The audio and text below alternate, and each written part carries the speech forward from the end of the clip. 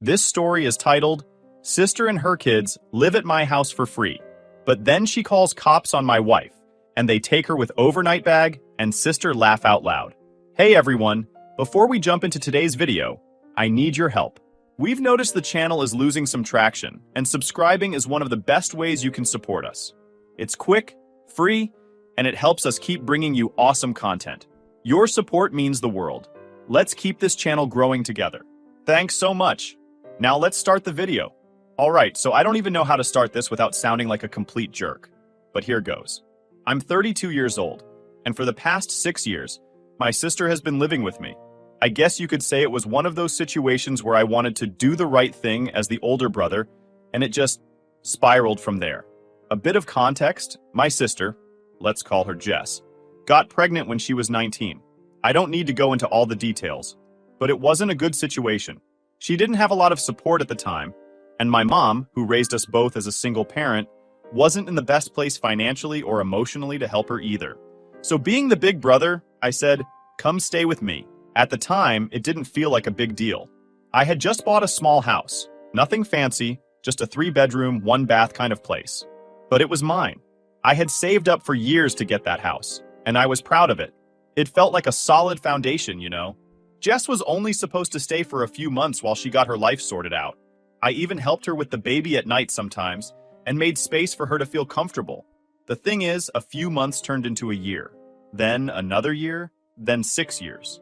To be fair, Jess wasn't completely useless. She kept her area of the house clean, mostly, and when her first kid got older, she helped with little things like groceries or cleaning up the shared spaces, but she never paid rent. Not once. I didn't ask her to either, because at first I didn't want to be that guy. I felt bad asking her for money when I knew she was struggling as a single mom. Over the years, though, things got comfortable for her. She had a second kid while living here. Don't ask me about the dad situation because that's a whole other story.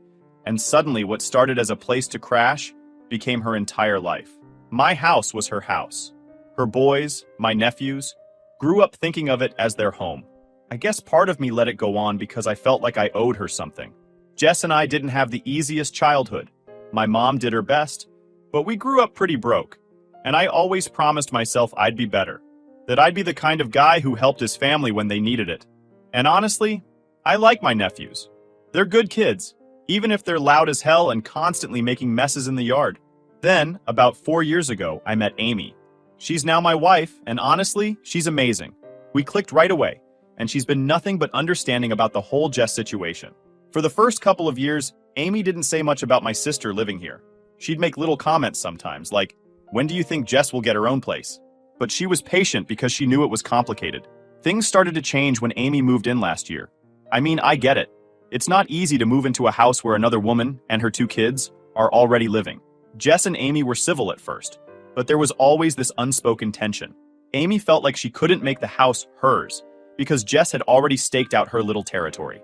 So here's where things started to go sideways. Amy has always been into gardening. It's her thing. She grew up helping her grandma in the garden and has always talked about how much peace it brings her. For the last year, since moving in, she's been itching to start her own little project. One night a few weeks ago, after dinner, we were sitting around talking about the house. Amy brought up how she wanted to tear up part of the front yard and plant a garden that would bloom in the spring. She already had this whole vision. Flowers, some small shrubs, and even a little bench where we could sit together. Honestly, it sounded nice. Our yard is nothing special. It's just grass and a couple of sad bushes. I figured a garden would make the place look better, and since Amy was so excited about it, I didn't see a reason to say no.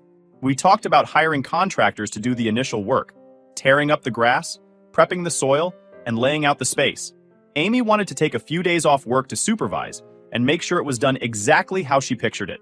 I thought it was a solid plan and told her to go for it. Now here's the thing. In hindsight, I totally get where I screwed up. I should have told Jess about the plan. I mean, yes, it's my house, and I don't technically owe her an explanation for what I do with it. But at the same time, Jess has been living here for 6 years, and her kids do play in that part of the yard all the time. Even if it's not her space in the legal sense, it's been a part of her daily routine for so long that I probably should have given her a heads up. The problem is that Amy and I have such weird schedules that we barely saw Jess that week. She's usually around during the day when I'm at work, and by the time I get home, the boys are in bed, and Jess is winding down. I didn't think it was urgent to mention the garden because I honestly thought she wouldn't care that much. Looking back, that was a dumb assumption. So fast forward to the day the contractors were scheduled to come. Amy had taken the day off to handle it. I was at work, like usual, and I had no idea what was about to go down. The contractors showed up bright and early and started ripping up the front yard. Amy was out there with them, making sure everything was being done right. From what Amy told me later, it was fine at first. She said good morning to Jess, who barely looked at her, and then went about her business. But then Jess noticed what was actually happening. She saw the workers tearing up the grass where her kids play every day, and apparently she lost it. Amy told me the yelling started out of nowhere. Jess came storming out of the house in her pajamas, demanding to know what was going on. She accused Amy of ruining the yard and taking away the only place her kids have to play. Amy tried to explain that she and I had already discussed it, but Jess wasn't having it. From what Amy described, Jess was screaming. She started yelling at the contractors to stop their work and told them they didn't have permission to touch anything. Amy stepped in and said, "Actually, you don't get to make that call.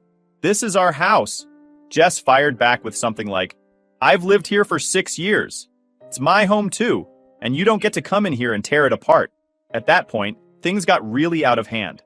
Apparently our neighbor, let's call her Karen, because, well, you'll see, heard the yelling and decided to insert herself into the situation. Karen and Jess are pretty friendly.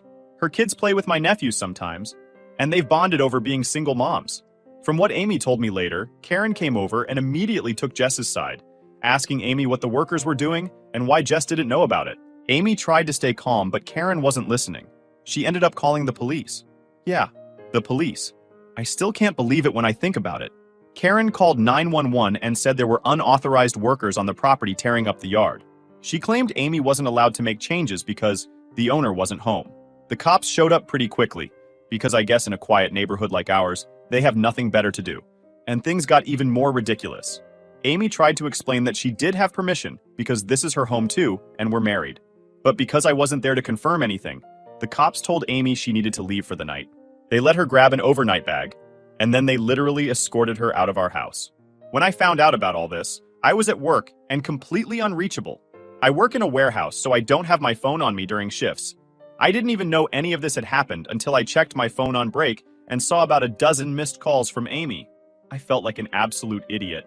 I left work early, jumped in my car, and spent the whole hour-long drive home just trying to process what the hell was happening. When I got home that night, I felt like my brain was short-circuiting. I walked into the house, and the first thing I saw was Jess sitting on the couch, completely calm, scrolling through her phone like nothing had happened. Meanwhile, Amy wasn't even there. My wife, had been kicked out of her own home, and my sister was acting like she was the victim. "Where's Amy?" I asked, trying to keep my voice steady. Jess looked up, all innocent. "She left," she said, like it was the most obvious thing in the world. The cops told her she had to. Her tone set me off immediately. I wasn't yelling yet, but I was close. "Why did you call the police on her, Jess? What the hell is going on here?" That's when she jumped into her story, all defensive.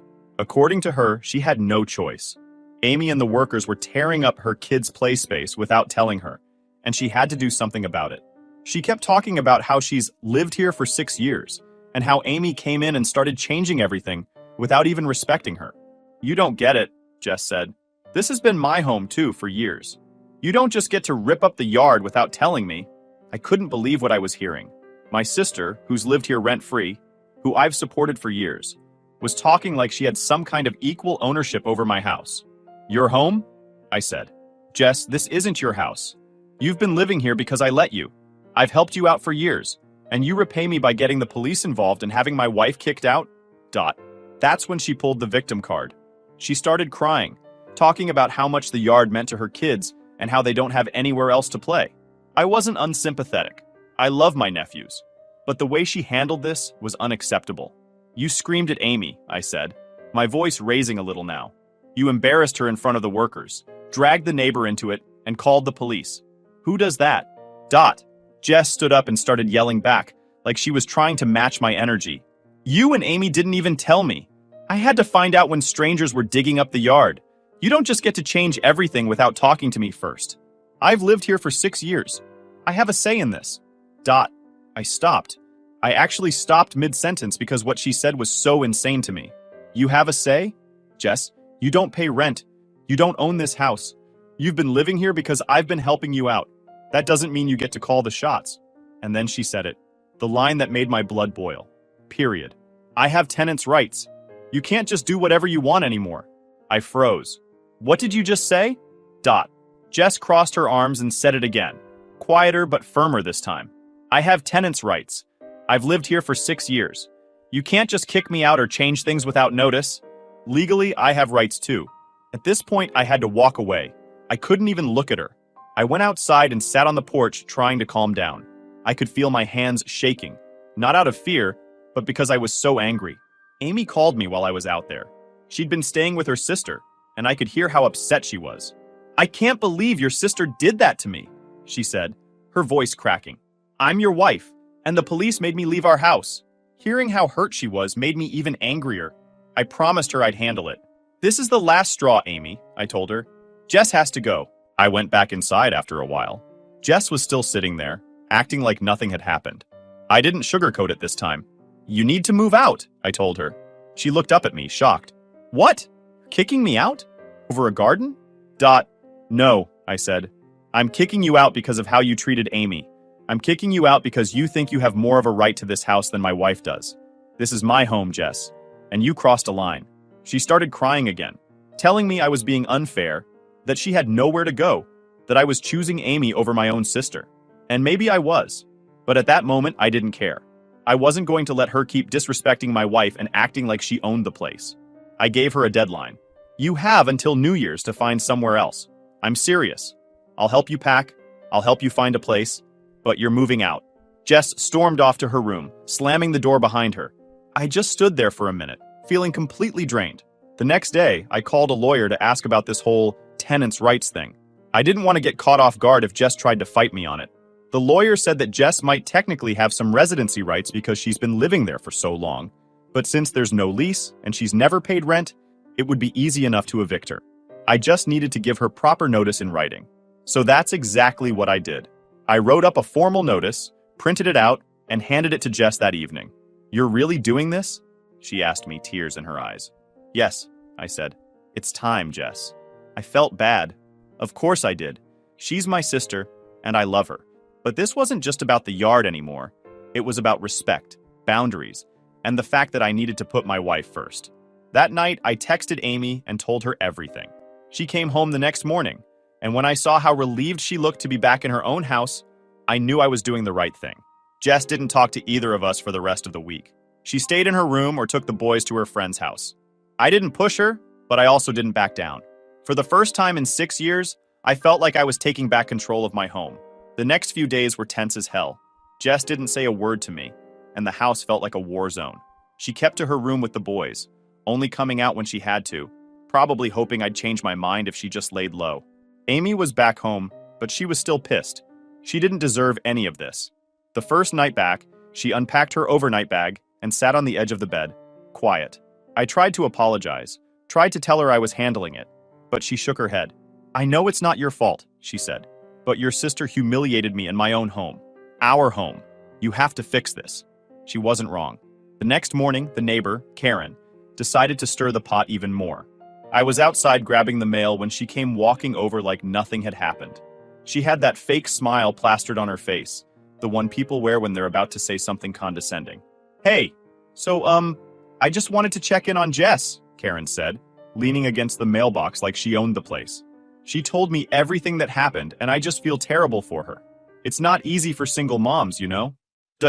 I stared at her for a second, trying to keep my cool. Karen, I'm going to stop you right there. This isn't your business.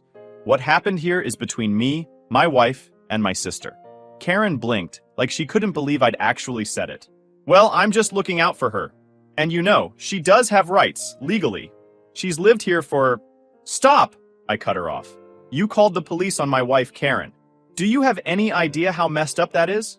Amy lives here. She's my wife. You had no right to get involved. Karen raised her hands defensively. I didn't know she was authorized to make those changes. That's exactly the point, I shot back. It's not your problem. You don't live here, and you don't get to decide what happens on my property. At that, her smile vanished, and she got this sour look on her face. "Well, I guess I'll stay out of it then," she said, her voice dripping with attitude. "But just so you know, Jess doesn't deserve to be thrown out over a garden." I didn't bother responding. I turned around, went back inside, and locked the door behind me. I was done being polite. Later that afternoon, I sat Jess down for another conversation because clearly she still didn't get it.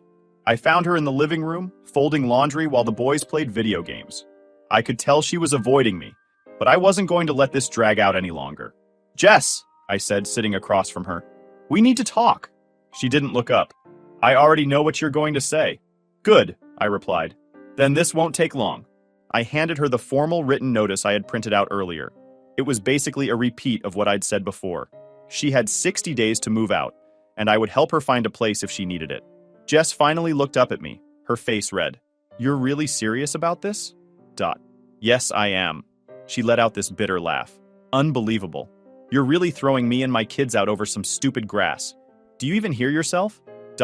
"This isn't about the grass, Jess," I said, trying to stay calm. "This is about how you handled the situation. You screamed at Amy. You embarrassed her. And then you let the neighbor get involved and called the cops. You crossed a line, and you know it." She shook her head, tears in her eyes. "Where are we supposed to go? Huh? You think it's easy finding a place when you've got 2 kids and no money? You promised you'd always be there for me. And that hurt. I won't lie. It hit me hard because it's true.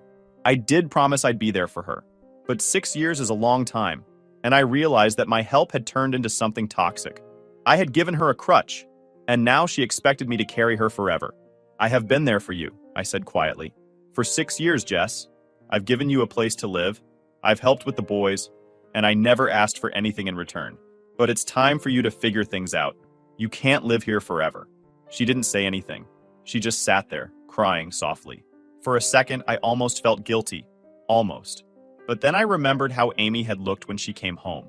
How humiliated she'd felt when the police made her leave her own house. That's when I knew I was doing the right thing. That night, Amy and I sat on the couch and talked about everything. I told her about Karen's little visit and how I'd shut her down. I also told her about Jess crying and how hard it was to stick to my decision. Amy put her hand on mine. "I know it's hard," she said, "but you're doing the right thing. I love you, but I can't live in a house where your sister treats me like I don't belong. This is our home, and she needs to respect that." She was right. Over the next few days, Jess started coming out of her room more, but we didn't talk much. She avoided Amy completely, which was probably for the best. I heard her on the phone with some friends a couple of times, and I think she's trying to figure out where she's going to go. I even overheard her talking to Karen once, complaining about how heartless I was being. I didn't care. I was sticking to my guns. The neighbor issue was the final straw for me. I made it clear to Karen, through a text, that she was no longer welcome on my property. I told her that if she came over again, I'd consider it trespassing and would call the police myself. She didn't reply, but I haven't seen her since. Good riddance. As for Jess, the tension is still thick. She's quiet and the house feels awkward, but I'm counting down the days. I gave her 60 days to move out, and I meant it. I love my sister, but this is my home. Amy and I deserve to live here in peace. At this point, I was sticking to my guns. Jess had her 60-day notice in writing, and Amy and I were trying to move forward with as little drama as possible. But because nothing in this situation could ever be easy, Jess decided to push back. A few days after I handed her the notice, she dropped a bomb on me. She'd been talking to a friend of hers, and apparently, that friend knew someone who worked in law, whatever the hell that meant. Jess sat me down and told me, very smugly, that she wasn't going anywhere unless I followed the proper eviction process. "You can't just hand me a piece of paper and expect me to pack up my kids and leave," she said, crossing her arms. "I've looked into it. I have rights." I tried to stay calm. "Jess, what are you even talking about? You're living here for free. There's no lease, no rent payments, nothing. I gave you 60 days out of courtesy." She shook her head. "Doesn't matter. I've been here for over 6 years. That makes me a tenant. Legally, you have to file for eviction. You can't just kick me out because your wife doesn't like me." I couldn't believe this was happening. My sister, who I'd taken in for free, supported, and given a home to, was now talking about tenants' rights like she'd been some kind of paying renter this whole time. I didn't know what to say, so I just walked away. I needed a minute to cool down and figure out my next move. The next day, I called my lawyer again. I explained what Jess had said and asked if she was right. Turns out, in a lot of places, someone who's lived in a house for a long time, even if they don't pay rent, can establish residency rights. It's a gray area, but technically, I would need to go through a formal eviction process to get her out if she refused to leave voluntarily. "You're kidding me," I said to the lawyer. He wasn't kidding. He told me the good news was that Jess didn't have much of a legal leg to stand on, since there's no lease agreement or rental payments. But the bad news was that the formal process would take longer than I'd like. I couldn't just change the locks and throw her stuff out. That would be illegal. I had to do this by the book. So that's what I decided to do. The next evening, I sat Jess down again, this time with a printout of the legal eviction notice I'd filed. I explained to her, calmly but firmly, that I wasn't backing down. She was leaving. I was giving her the time required by law, and I would help her pack and find resources for single moms if she needed them. But this wasn't up for debate. She scoffed at me. "You'd really go through all this? Legal eviction? Against your own sister? Jess, you made this choice when you called the police on my wife and refused to take responsibility for it," I said. "I'm not the bad guy here. You're the one who crossed a line. I've been more than generous with you, and you know it." She didn't respond. She just glared at me like I was the devil and stormed off again. For the next couple of weeks, the house felt unbearable. Amy and I tried to keep to ourselves as much as possible, but there was this constant tension in the air. Jess would barely look at us, but I'd hear her on the phone at night talking to friends about how cruel I was being. One day, she muttered loud enough for me to hear, "I guess family doesn't mean anything anymore." It stung. I'm not going to lie, it really hurt hearing her say that. I started second-guessing myself. Was I being too harsh? Was I really the bad guy for kicking out my sister and her kids? But then I'd think about Amy, about how she had to pack an overnight bag and leave her own house because of Jess's outburst, and I'd remember why I was doing this. This wasn't just about a garden anymore. It was about respect and boundaries. Two things Jess clearly didn't understand. Amy, to her credit, was incredibly patient during all of this. I think part of her knew how hard it was for me to kick my sister out, even if it was the right thing to do. One night, we were sitting on the couch, and I just let out this huge sigh. "I feel like the worst brother in the world," I admitted. Amy turned to me and grabbed my hand. "You're not. You gave Jess 6 years of your life. You helped her when no one else would. But it's not your responsibility to carry her forever. And it's not fair for her to treat you like this. Or me." She was right, and I knew it. But that didn't make it easier. As the weeks ticked by, Jess didn't make any real effort to pack or look for a new place. I knew she was dragging her feet, hoping I'd cave and let her stay. I even overheard her tell one of her friends, "He's bluffing. He won't actually go through with it." It pissed me off. I didn't want to escalate things, but I wasn't bluffing. I started looking into options to help her move faster, talking to social services about resources for single moms, reaching out to a few friends who might know of apartments for rent, and even offering to help her with a deposit if she found a place. I left a list of resources on the kitchen counter one day and texted her, "Here are some options to help you and the boys move forward. I'm serious about the deadline, Jess." She didn't reply, but I noticed later that the list was gone. By the end of the month, things were starting to shift. Jess finally started packing up small things. Clothes, toys, some of her kids' books. I didn't say anything about it. I figured if she was finally coming to terms with leaving, I'd give her space. One evening, she actually came into the living room while Amy and I were watching TV. She stood there awkwardly for a minute before speaking. "Are you really okay with this? Me leaving like this?" I looked at her, and for the first time in weeks, I felt something other than anger. I felt tired. "Jess, I love you. You're my sister. But this can't keep going on. It's time for you to start fresh and figure things out on your own. I'll help you as much as I can, but you can't live here forever." She didn't argue. She just nodded and walked away. By the time we hit the 60-day mark, Jess was mostly packed. The boys didn't seem to understand what was happening, which made it harder. But I knew it was the right call. I helped load her boxes into her friend's car on moving day, and when she finally drove off, the house felt quieter than it had in years. I feel bad for my nephews, but my sister's been living here for free for 6 years. I didn't sign up to be their permanent landlord. I guess I just want to know, am I the a-hole for finally telling her to leave?